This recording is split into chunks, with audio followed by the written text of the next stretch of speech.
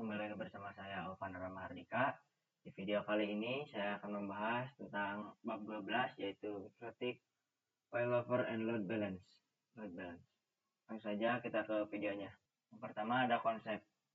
Konsep Failover and Load Balance ini adalah dua konsep yang termasuk pada fitur yang bisa dijalankan pada vendor Mikrotik. Untuk konsep Failover dan Load Balance ini, deskripsinya sama-sama metode yang digunakan ketika kita memiliki dua jalur internet. Jadi, misalkan kita gambarkan pada topologi yang tersedia di sini, di samping ini, terdapat satu router yang memiliki dua jalur ke internet. Ke satu di ISP yang pertama dan ada yang kedua di ISP yang kedua. Artinya, dari semua perangkat klien ini dan yang terhubung ke router kita, maka memiliki dua jalur ke internet. Bisa menggunakan ISP1 dan juga ISP2. Nah, kalau kita sudah memiliki jalur seperti ini, maka ada konsep yang kita terapkan yaitu failover dan load balance. Nah, failover itu artinya satu ISP-nya aktif dan yang satu ISP-nya itu backup. Kalau untuk load balance, dua ISP-nya itu aktif secara bersamaan. Lanjut kita ke setting topologi. Setting topologinya yang pertama siapkan topologi yaitu ada net, router ISP1 dan juga router ISP2. Nah, coba cek ke ISP1 dulu dengan cara buka Winbox, terus ganti hostname menjadi ISP1 dan juga buka menu sistem, lalu ke identity dan ubah namanya menjadi ISP1. Lalu klik apply dan OK. Lakukan hal yang sama ke ISP2. Nah, kita hapus dulu atau putuskan kabel dari ISP1 dan ISP2. Untuk yang ISP1 memiliki IP address 10.0.137.1.146. Kalian bisa cek pada ISP2. Koneksikan dulu pada net. Cara mengkoneksikannya yang pertama, pergi pada terminal ISP2 untuk loginnya itu admin. Lalu passwordnya itu kosongkan saja. Setelah itu ketik N, lalu Ctrl C. Lalu ketik IP address print, nanti akan ada IP address dan IP gateway-nya. Setelah itu berikan note agar tidak lupa IP address-nya, lalu masukkan ke Winbox-nya. Nah, setelah berhasil, kita coba tambahkan router Mikrotik yang bertindak sebagai customer. Nanti goals-nya Mikrotik yang bertindak sebagai customer ini memiliki dua jalur ke internet. Bisa menggunakan ISP1 dan juga ISP2. Lalu routernya Mikrotiknya dihubungkan ke ISP1 dan juga ISP2, lalu nyalakan Mikrotiknya. Setelah itu, kita coba cek router customer-nya. Memiliki IP address berapa dan pastikan router customer ini terhubung ke ISP1 dan juga ISP2. Caranya, yaitu yang pertama, login menggunakan admin. Yang kedua, passwordnya kosongkan. Yang ketiga, ketik N lalu Ctrl C. Dan yang keempat, yaitu ketik IP address print. Misal jika masih kosong, berarti langkah yang bisa dilakukan yaitu setting IP pada Ether 2 pada ISP1 dan juga Ether 2 pada ISP2 yang berfungsi sebagai gateway untuk router Mikrotiknya. Langsung saja setting pada Winbox ISP1. Dengan cara yang pertama, buka Winbox yang sudah terhubung pada ISP1 tentunya. Dan yang kedua, ke IP dan cari namanya addresses. Yang ketiga, pilih Ether 2 dan yang keempat, lalu IP-nya misal 192.168.1.1/24. Kalian bebas mau berapa saja. Yang kelima, klik apply dan OK. Dan juga lakukan hal yang sama pada ISP2. Selanjutnya ada failover. Nah, terdapat dua line akses internet menuju ISP.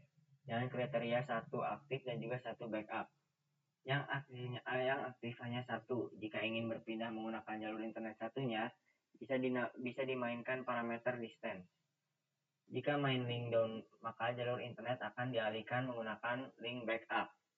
Nah, parameter yaitu check gateway, distance, atau menggunakan script. Seperti ini topologinya. Nah, konfigurasi sederhananya yaitu yang aktif adalah ISP1. Nah, saya akan coba mengganti parameter ISP1 sehingga lebih besar dan artinya yang akan digunakan adalah ISP2. Nah, kita coba besarkan distance-nya misal ESP1 menjadi 10, maka jalur internet akan berpindah langsung ke ESP2. Nah, itulah cara memainkan failover itu sendiri. Lalu ada load balance. Load balance ini adalah dua line ESP aktif yang difungsikan bila kalian ingin membagi jalur internet. Misalkan ke Facebook jalur internet ESP1 dan ke YouTube jalur internet ESP2. Load balance dengan metode ECMP yang merupakan improvisasi dan metode round robin load balance. Nah, load balance ini adalah teknik dalam jaringan komputer yang arsitektur sistemnya digunakan untuk mendistribusikan beban, misalnya lalu lintas pengguna atau permintaan aplikasi, secara merata ke beberapa server atau sumber daya lainnya. Nah, tujuan utama dari load balance ini adalah untuk memastikan bahwa tidak ada server yang kelebihan beban, sehingga aplikasi atau layanan ini tetap berfungsi dengan lancar dan efisien. Jadi kasusnya ada konfigurasi load balance ECMP dan juga konfigurasi load balance route rules. Yang pertama ini di kasus konfigurasi load balance ECMP. Untuk konfigurasi load balance ini sangat simpel. Hapus dulu routes yang mengarah ke internetnya, lalu konfigurasikan dengan cara masuk pada routing table. Caranya yaitu masuk pada menu IP, lalu ke routes, lalu klik add, lalu untuk DNS address-nya mengarah ke 0.0.0.0, dan untuk gateway-nya isikan ESP2, 2 ESP. Nah, lalu klik add new value dan juga nantinya gateway-nya isikan IP dari ESP yang pertama. Dan juga lalu klik apply dan OK. Maka nanti sudah terdapat informasi bahwasanya kita bisa ke internet menggunakan ESP1 dan ESP2. Nah, cara ujinya di CUBI VPC1 terlebih dahulu.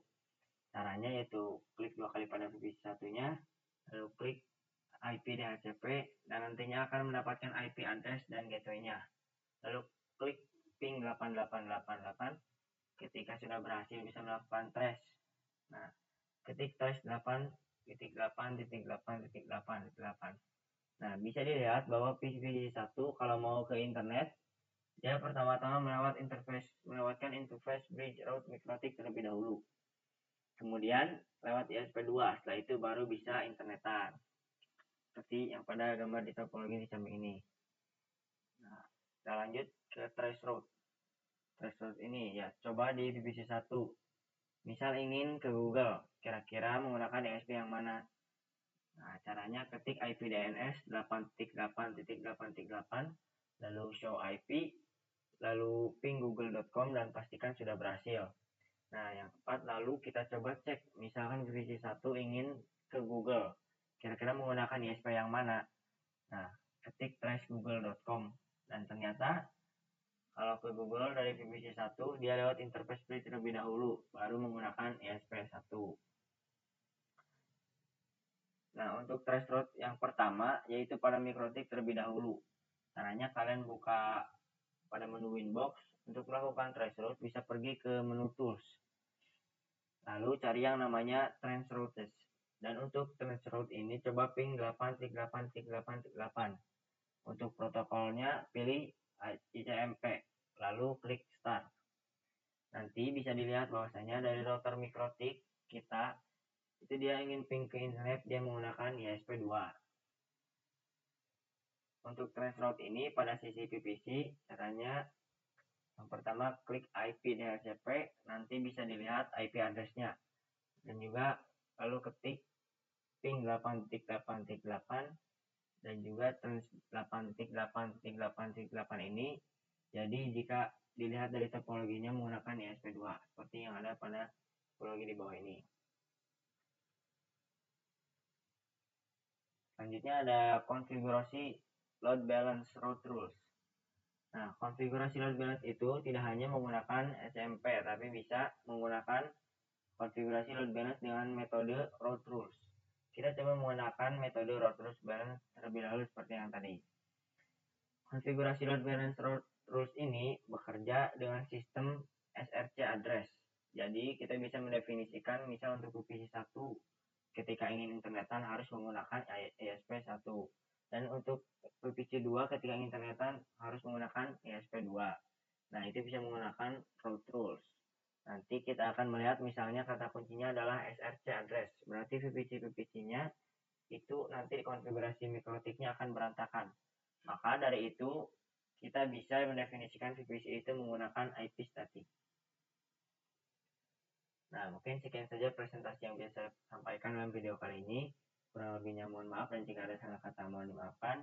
Wabillahi taufiq wal hidayah. Wassalamualaikum warahmatullahi wabarakatuh.